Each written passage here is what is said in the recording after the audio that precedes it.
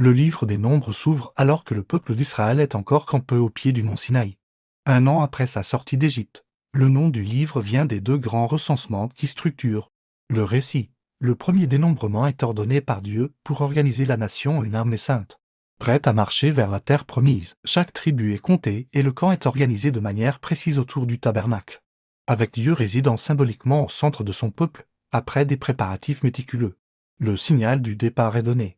Guidé par la nuée divine, le peuple se met en route. Cependant, le voyage qui aurait dû être court se transforme rapidement en une épreuve de foi. À peine partis, les Israélites commencent à se plaindre de la nourriture, de la fatigue, de la monotonie du désert. Leur manque de confiance provoque la colère de Dieu.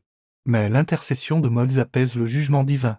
Arrivés aux frontières de Canaan, la terre que Dieu leur a promise, Moïse envoie 12 espions, un de chaque tribu, pour explorer le pays. Après 40 jours, ils reviennent avec des fruits magnifiques, confirmant que le pays est bien une terre où coule le lait et le miel. Cependant, 10 des espions sèment la panique en décrivant les habitants comme des géants et les villes comme imprenables. Ils concluent: nous ne pouvons pas attaquer ce peuple, car il est plus fort que nous. Seuls 2 espions, Josué et Caleb, encouragent le peuple à faire confiance à Dieu, affirmant que l'Éternel leur livrera le pays.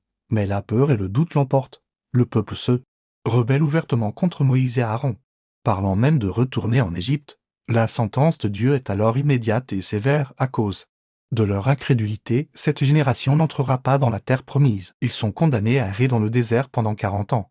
1 an pour chaque jour d'exploration, jusqu'à ce que tous les adultes de plus de 20 ans soient morts, seuls leurs enfants, ainsi que Josué et Caleb, auront le privilège d'entrer en Canaan. Les 40 années d'errance sont marquées par des rébellions continues. Coré, un lévite, jaloux de l'autorité de Moïse et Aaron, mène une révolte qui est violemment réprimée par Dieu.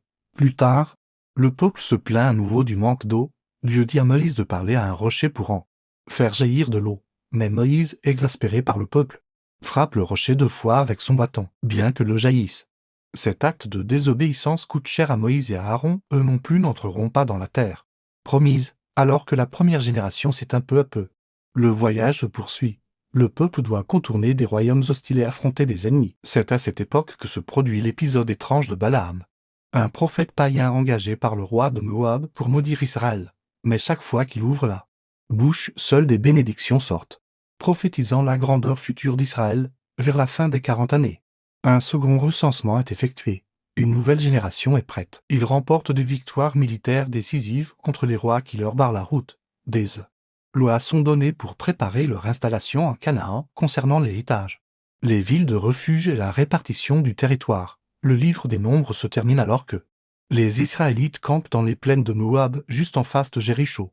De l'autre côté du Jourdain, Moïse, dont la fin est proche, nomme officiellement Josué comme son successeur. Le peuple est enfin aux portes de la terre promise, purifié par l'épreuve du désert, prête à accomplir la promesse faite à Abraham des siècles plus tôt.